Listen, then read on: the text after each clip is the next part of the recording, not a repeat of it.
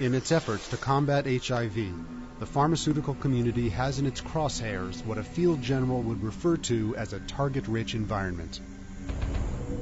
In its first brush with a T cell, the HIV particle uses its GP120 surface glycoprotein to snag a CD4 membrane protein and its co-receptor, triggering the harpoon-like GP41 glycoprotein core that draws together and fuses the viral and host cell membranes, propelling the viral core into the T cell cytoplasm. An uncoating process releases the viral capsid containing 2 copies of viral RNA, associated proteins, and the viral enzymes vital to replication, reverse transcriptase and integrase. Once in the cytoplasm, reverse transcriptase creates a double helix DNA copy of the virus RNA that is circularized and covered on its ends with a pre-integration complex of proteins, including a tetramer of integrase molecules. Coordinating magnesium ions at their active sites help to hydrolyze a dinucleotide from each 3' end, exposing new hydroxyl groups. The pre-integration complex guides the proviral DNA to a host nuclear pore and threads inside to find a convenient loop of host DNA.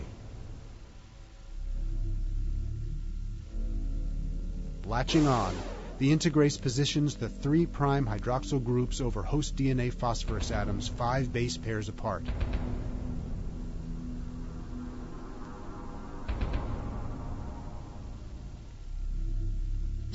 And splices in.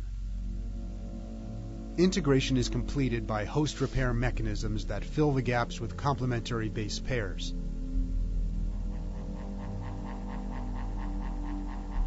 Host RNA polymerase transcribes the viral DNA into genome-length RNA molecules, some of which are further processed to become messenger RNA coding for viral proteins.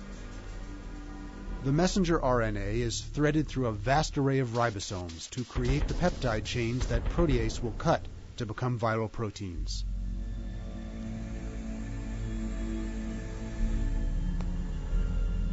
Finding their way to staging zones under the cell surface, areas marked by GP120 proteins, these peptide chains encapsulate the viral RNA copies just arriving from the nucleus and provision them with protein tools essential to further replication. When aggregation is complete, the entire complement of viral RNA and proteins is corralled into a bud that breaks off the T cell surface and floats into the plasma.